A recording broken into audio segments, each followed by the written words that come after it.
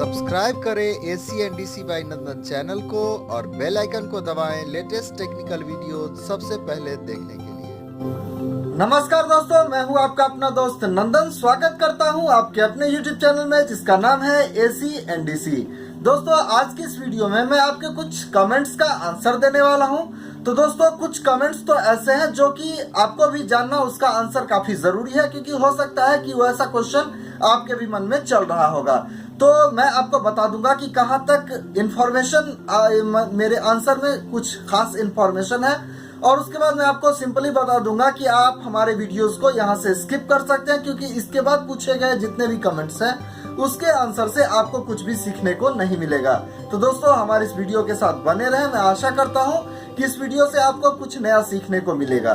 तो दोस्तों, चलिए शुरू करते हैं। दोस्तों, सबसे पहला क्वेश्चन हम लेते हैं डीजे ब्रजेश टेका। ये पूछते हैं कि 440 वोल्ट स्टेबलाइजर के बारे में बताइए जो 230 वोल्ट हमें आउटपुट देगी। तो दोस्तों, ये इन्होंने काफी अच्छा कमेंट्स पूछा है हमसे। तो दोस्तों, ये 440 से जो हम आउटपुट में लेना चाहते हैं 230 वोल्ट, तो ये स्टेबलाइजर काफी अच्छा होता है। इसमें रिले बराबर जो कट कट की आवाज आपको सुनाई देती है एक नॉर्मल ऑटोमेटिक स्टेबलाइजर से, तो वैसा इसमें काफी कम होता है। और दोस्तों, आपको जब भी आप एक बड़ा स्टेबलाइजर लगाते हैं तो इसके लिए आपको एक बड़ा सा अर्थ करने की जरूरत होती है। तो अगर आप 440 स्टेबलाइजर लगाते हैं तो आपको इसमें कोई भी इस टाइप का अर्थ करवाने की जरूरत नहीं पड़ती है। और दोस्तों, इसके लिए एक चीज है कि आपके यहाँ 3 फेज कनेक्शन होना चाहिए, तभी आप इस तरह के स्टेबलाइजर को लगा सकते हैं। दोस्तों, इस टाइप का स्टेबलाइजर जहाँ पे एक इंडस्ट्री हो छोटा मोटा, या मान लिया पेट्रोल पंप हो, या जहाँ पे भी 3 फेज का कनेक्शन है वहाँ पे। और दोस्तों, अगर आपके यहाँ 3 फेज का कनेक्शन नहीं है और आपके यहाँ अगर होता है काफी हाई वोल्टेज यानी कि 300 के आसपास, तो आप इस तरीके का स्टेबलाइजर काम में ले सकते हैं। तो दोस्तों, ये नॉर्मली आउटपुट जो इसकी है वो होगी 230 वोल्ट, और चूंकि इसकी इनपुट की जो रेंज है वो है 440, तो ये आपके यहाँ अगर हाई वोल्टेज काफी हाई वोल्टेज होती है तो ये स्टेबलाइजर आपको सिंगल फेज में भी काम कर जाएगी। लोकनाथ जी ने पूछा है हमसे कि सर, ये माइक्रो कंट्रोलर कितने की आती है? तो ये भाई साहब 300 से 400 रुपए के बीच आपको मार्केट में मिल सकता है। ये डिपेंड करता है कि आपके मार्केट में इसकी रेट क्या है। दोस्तों, अगला क्वेश्चन हम लेते हैं अशोक राज जी का। ये कहते हैं कि इनके ऑटोमेटिक स्टेबलाइजर में टाइम डिले सेट नहीं हो रही। अगर आपका स्टेबलाइजर नॉर्मली काम कर रहा है और उसकी टाइम डिले सिर्फ सेट नहीं हो रही है, तो या तो उसके रिले में प्रॉब्लम होगा या फिर उसकी पीसीबी में प्रॉब्लम होगा।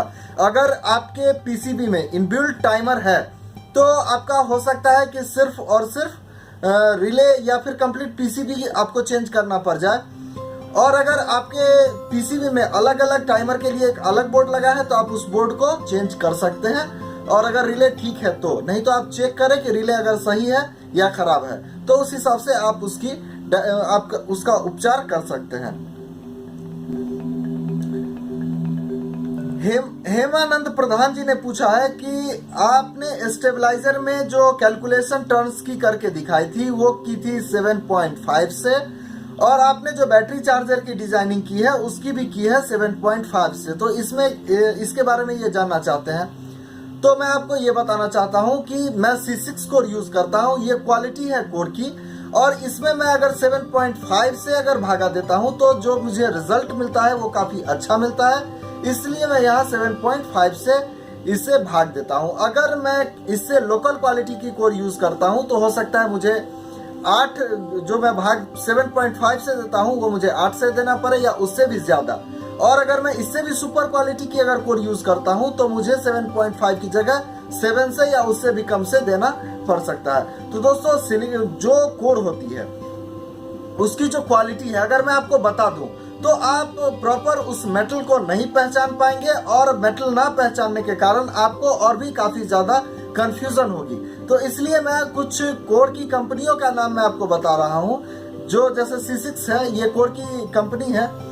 तो अगर आप इस तरीके से अगर ढूंढेंगे तो आपको खुद से पहले से पता होगा कि ये जो कोर मैं खरीद रहा हूँ तो इसका कैलकुलेशन कुछ इस तरीके से होगा। बाकी मैं अगर मेटल का नाम बता दूं तो आप उससे पहचान ही नहीं पाओगे कि ये कोर किस मेटल से बनी हुई है। तो मैं आपको ये बता दूं कि ट्रांसफार्मर, चाहे वो बैटरी चार्जर का हो या हो स्टेबलाइजर या हो इन्वर्टर या हो वेल्डिंग मशीन या कुछ भी, जो भी ट्रांसफार्मर है अगर हम उसके अंदर C6 कोर यूज करते हैं तो आप उसकी कैलकुलेशन 7.5 से कर सकते हैं। दोस्तों ऐसा कोई रिटेन में ऐसा कोई फॉर्मूला नहीं है, ये मेरा एक वर्किंग एक्सपीरियंस है जो मैं आपके साथ शेयर कर रहा हूँ। शकीर जी ने एक और क्वेश्चन पूछा है कि आप जो ऑटोमेटिक स्टेबलाइजर जो आप बनाकर दिखाए हैं इसमें हमें 5 रिले वाली आप बोर्ड को यूज करके अपने वीडियो में दिखाइए। तो मेरे मार्केट में अभी 5 रिले को ऑपरेट करने वाली बोर्ड अब मेरे मार्केट में नहीं मिल रही है। अगर हमें ये बोर्ड अवेलेबल हो जाती है तो मैं इसके लिए भी एक वीडियो बना दूंगा। क्वेश्चन राजकमल शाह जी ने पूछा है, इन्होंने पूछा है कि सर आपने तो ट्रांसफार्मर की कैलकुलेशन करना हमें बता दिया, लेकिन हम गेज को कैसे डिसाइड करेंगे ये हमें बताइए। तो दोस्तों मैं जो वीडियो बनाता हूं तो मैं चाहूं तो मैं काफी सारी वीडियोस आपको दे सकता हूं, पर मैं ये सोचता हूं कि मैं किस स्टेप से आपको स्टेप बाय स्टेप मैं आपको किस तरीके से वीडियो दूं कि आपको अच्छे से समझ में आए। तो आप इंतजार करें, मैं वो भी वीडियो आपको दे दूंगा। पहले जब मैंने ट्रांसफार्मर की कैलकुलेशन आपको नहीं बताई थी तो अक्सर कमेंट्स मुझे मिलते थे कि सर ट्रांसफार्मर की कैलकुलेशन बताइए, पर मैंने जब सही समय मैंने समझा कि अब हमें ट्रांसफार्मर की कैलकुलेशन आपको बता देनी चाहिए, मैंने बता दी। अब मैं आगे जब मुझे लगेगा कि अब मुझे ये वीडियो भी बना देनी चाहिए मैं बना दूंगा, तो आप थोड़ा सा इंतजार करें। दोस्तों काफी सारे भाइयों ने हमसे मेरा मोबाइल नंबर और व्हाट्सएप नंबर पूछा है, तो मैं अपने किसी भी वीडियो में अपना मोबाइल नंबर या व्हाट्सएप नंबर मैंने नहीं बताया है और मैंने कमेंट्स में भी उनके जो भी उन्होंने कमेंट्स किए हैं उसका आंसर मैंने नहीं दिया है। दोस्तों ऐसा होता है कि मेरा जो नॉर्मली जो वैसे फोन का जो रेशियो है, मुझे इतने फोन कॉल आते हैं कि मैं आपको बता नहीं सकता, मैं फोन से काफी परेशान होता हूं। तो मैंने YouTube पे अपना नंबर नहीं शेयर किया है, बावजूद मुझे काफी सारे फोन आते हैं। अगर मैं YouTube पे अपना नंबर शेयर कर दूंगा तो मैं और कुछ दूसरा काम कर भी नहीं पाऊंगा और मुझे लगातार फोन कॉल आते रहेंगे। तो ऐसा पॉसिबल नहीं है कि मैं जितने भी सब्सक्राइबर हैं सबको मैं अपना मोबाइल नंबर शेयर करूं, तो मेरे लिए ये काफी मुश्किल है। हो सकता है आने वाले टाइम में मैं लाइव स्ट्रीमिंग करूं, आपका जो भी क्वेश्चन होगा मैं उसका लाइव आंसर आपको देने की कोशिश करूंगा। दोस्तों काफी सारे दोस्तों ने हमें ये कहा है कि सर मैं आपके साथ रहकर काम को सीखना चाहता हूं, तो ये भी पॉसिबल नहीं है क्योंकि मेरा काफी सारा काम है। मैं सिर्फ एक इसी काम को लेके डिपेंडेंट नहीं हूँ, तो मेरा काफी सारा काम है, तो मैं सारे काम में बिजी रहता हूँ। तो आप मेरे साथ रहकर इस काम को अच्छी तरीके से नहीं सीख पाएंगे। तो अच्छा ये होगा कि आप अपने लोकल में आपके आसपास में जो भी मैकेनिक हैं आप उनके आसपास रहकर या किसी अच्छे इंस्टीट्यूशन में एडमिशन लेके आप सीखें। और दोस्तों एक YouTube का जो प्लेटफॉर्म है इसमें मैं आपको सिर्फ और सिर्फ गाइड करता हूं, मैं थोड़ी बहुत कुछ जानकारियां इससे मैं आपको शेयर करता हूं। तो आप इस बात को जान लें कि आप हमारी वीडियोस को देख के, ये एक कड़वी सच्चाई है कि आप हमारे वीडियोस को देखकर आप इस फील्ड के बहुत ही अच्छे जानकार नहीं बन सकते। तो आपको सीखना तो होगा किसी न किसी इंस्टीट्यूशन में या फिर किसी सीनियर के अंडर आपको रहकर ही सीखना होगा। फिर आपको कुछ टेक्निकल सपोर्ट की जरूरत होगी कुछ नया करने की। तो मैं अपने वीडियोस के माध्यम से जो थोड़ी बहुत मैं आपको बताने की कोशिश करता हूं, अगर आप उसको फॉलो करके अगर आप कुछ करते हैं तो मैं आशा करता हूं कि आप कुछ अच्छा कर पाएंगे। तो दोस्तों आप ये चीज मत सोचे कि आप मेरे साथ रहकर काम सीखेंगे या फिर आप हमारी वीडियोस को देख के या YouTube पे मैं किसी दूसरे की बात नहीं कर सकता, मैं सिर्फ अपनी बात कर रहा हूं कि आप मेरे वीडियोस को देख के इस फील्ड में आप मास्टर नहीं बन सकते। अगर आपको इस फील्ड में मास्टर बनना है तो आपको कोई इंस्टीट्यूशन या किसी अच्छे उस्ताद के अंदर आपको ट्रेनिंग लेने की जरूरत जरूर पड़ेगी। ठीक है, हो सकता है कि हमारी जितनी भी मैं वीडियोस डालता हूं YouTube के ऊपर, हो सकता है कि किसी फील्ड में आपको पहले से पता हो और मैं बहुत ही बेसिक चीजें आपको बताऊं, तो आप बिल्कुल उससे इग्नोर कर सकते हैं। अगर आपको पहले से पता है तो आप इग्नोर कर सकते हैं या उस वीडियोस को आप देख भी सकते हैं। हो सकता है कि उस वीडियो से आपको कुछ नया सीखने को मिल जाए। और अगर आप नहीं तो आप नॉर्मली स्किप करें, आप उसे माइंड मत करें कि आपने एक सब्सक्राइबर बेस बना के और सिर्फ कुछ व्यूज के लिए आप ऐसी वीडियोस बनाते हो जो कि सबको पता है। तो आपको लगता है कि सबको पता है, पर मैं जानता हूं कि काफी सारे लोग हैं जिन्हें उन टॉपिक्स के ऊपर भी काफी कंफ्यूजन होता है। तो मैं जो भी टाइटल होगा या फिर उसका जो भी थंबनेल होगा उसको देख के आपको लग जाएगा। अगर आपको लगता है कि मुझे इस सब्जेक्ट में काफी अच्छा पता है, काफी कुछ पता है, तो आप चाहें तो उस वीडियोस को नहीं देखें। तो मैं ये बात इसलिए बता देना जरूरी समझता था कि हो सकता है कि आने वाले वीडियोस में कुछ मैं छोटी छोटी चीजें भी आपको बताऊं, जैसे टेस्ट लैम्प बनाना, सीरीज लैम्प बनाना, तो इस टाइप की मैं कुछ चीजें भी बता सकता हूं। तो अगर आपको उसके बारे में पहले से पता है तो आप नॉर्मली उस वीडियोस को ना देखें, स्किप कर दें। तो एक भाई साहब ने हमसे पूछा है कि 60 kVA ऑटोमेटिक स्टेबलाइजर की आप वीडियो बनाइए। तो मैं आपको ये क्लियर बताना चाहता हूँ कि 60 kVA की मैंने स्टेबलाइजर अभी तक नहीं बनाई है, पर अगर जरूरत पड़ी तो मैं 60 kVA की भी स्टेबलाइजर बनाऊंगा। तो फिलहाल मेरे पास कोई ऐसा रिक्वायरमेंट नहीं है कि मैं 60 kVA स्टेबलाइजर मैं बनाऊं। दोस्तों, अगर मेरी YouTube की अर्न काफी ज्यादा हो जाएगी और मुझे लगेगा कि मैं 60 किलोवाट की स्टेबलाइजर बना के उसे नॉर्मली कहीं पे रख सकता हूं, अगर रिक्वायरमेंट हुई तो मैं उसे कहीं सेल कर दूंगा, और नहीं तो वो पड़ा भी रहे तो मुझे कोई फर्क नहीं पड़ेगा। अगर मेरी अर्न इतनी होती है तो फिर मैं वो 60 किलोवाट के आप 100 किलोवाट की भी स्टेबलाइजर बताओ, मैं बनाकर दे दूंगा। मैंने हार्डली जो अल्टरनेटर होता है, आप जानते होंगे कि जो डीजी होती है उसके अंदर जो अल्टरनेटर होता है वहाँ मैंने मैक्सिमम 350 किलोवाट तक की ही काम की है, उससे ज्यादा की काम मैंने नहीं। दोस्तों, ध्रुव ओझा ने पूछा है कि सर डबल रोटरी वाले स्टेबलाइजर का वीडियो बनाइए। तो डबल रोटरी वाला जो स्टेबलाइजर होता है उसमें नॉर्मली ये होता है कि एक तो होता है उसको आप ऑटोमेटिक मोड में डाल सकते हैं, दूसरा आप उसे मैनुअल मोड में, एक रोटरी होती है जहां से उसे आप मैनुअल, दूसरा ऑटोमेटिक, और तीसरे साइड में अगर घुमाते हैं तो वो बाईपास हो जाता है।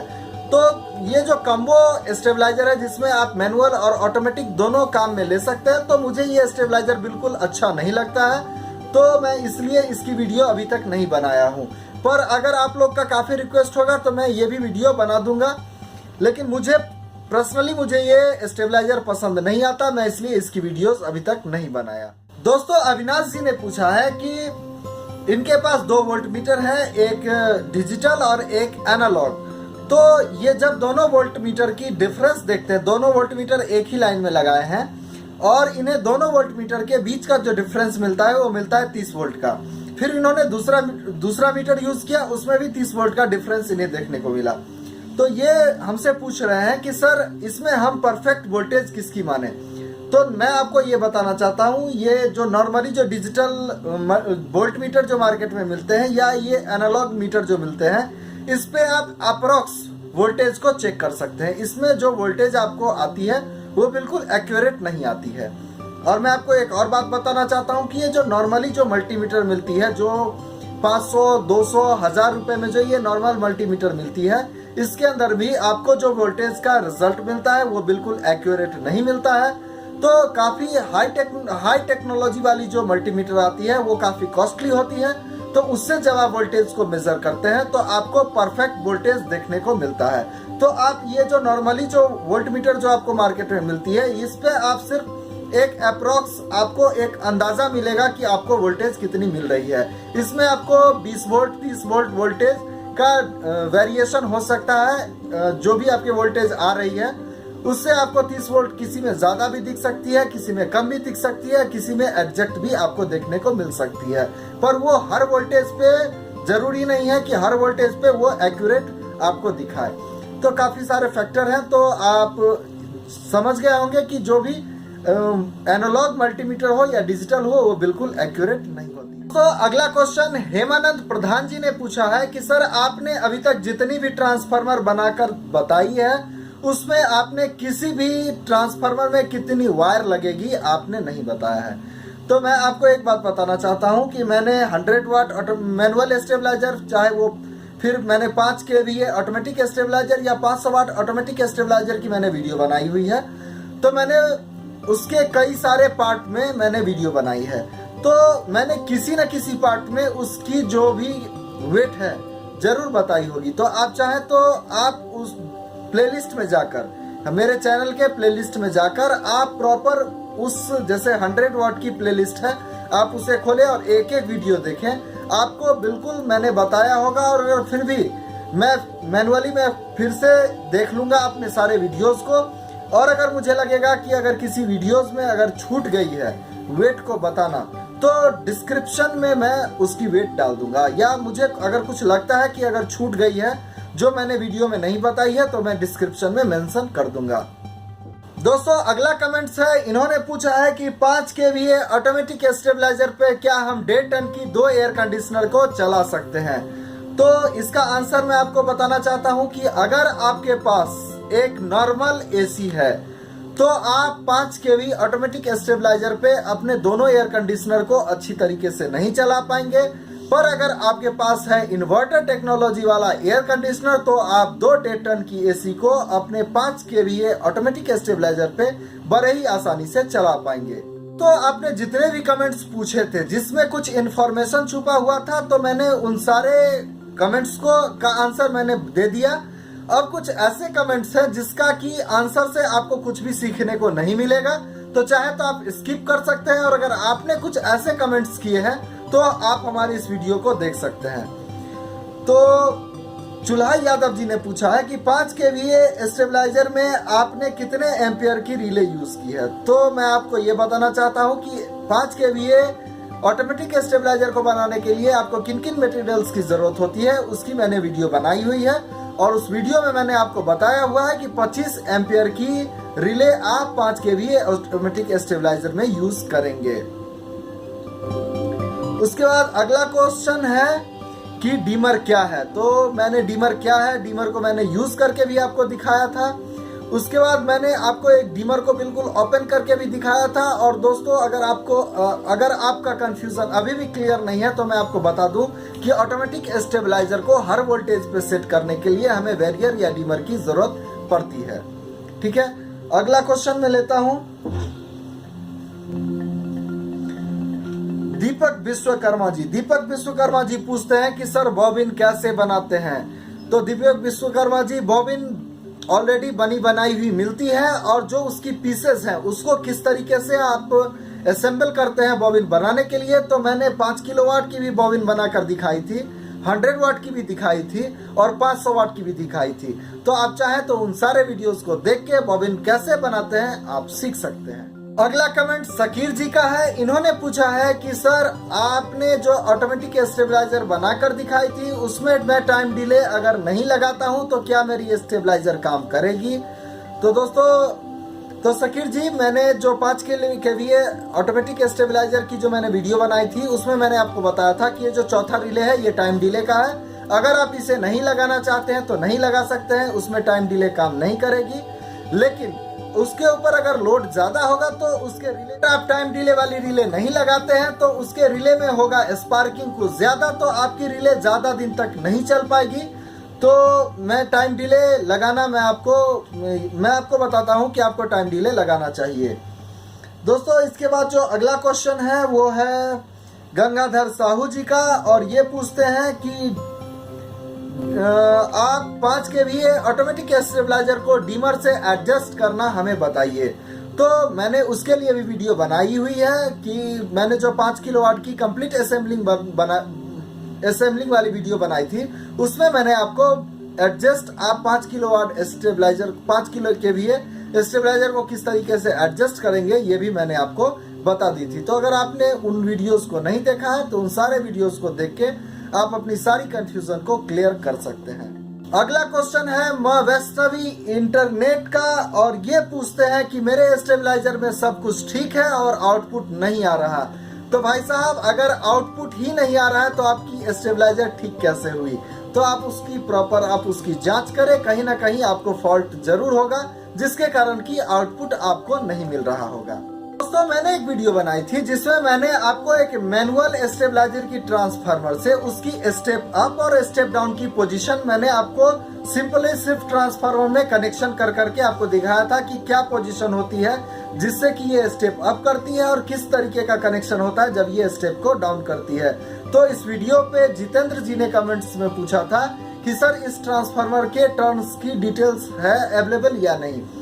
तो जितेंद्र जी, मैं आपको बताना चाहता हूं कि मैंने इसकी टर्न्स को कैलकुलेट करके बताया था, फिर इसकी मैंने कंप्लीट उस ट्रांसफार्मर की मैं असेंबलिंग तक की वीडियो बना चुका हूं। तो आप चाहें तो हमारी सारी वीडियोस को प्लेलिस्ट में जाकर देख सकते हैं। ये आपको मिल जाएगी 100 वाट मैनुअल स्टेबलाइजर असेंबलिंग वाली।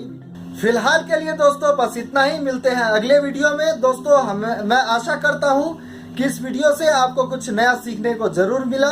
दोस्तों हमारी वीडियो अगर आपको आती है पसंद तो प्लीज लाइक करें और आपका कोई भी सवाल या सुझाव है तो हमें कमेंट बॉक्स में जरूर लिखिए। वीडियो को अंत तक देखने के लिए आप सभी दोस्तों का बहुत बहुत धन्यवाद। सब्सक्राइब करें ACNDC बाय नंदन चैनल को और बेल आइकन को दबाएं लेटेस्ट टेक्निकल वीडियो सबसे पहले देखने के लिए।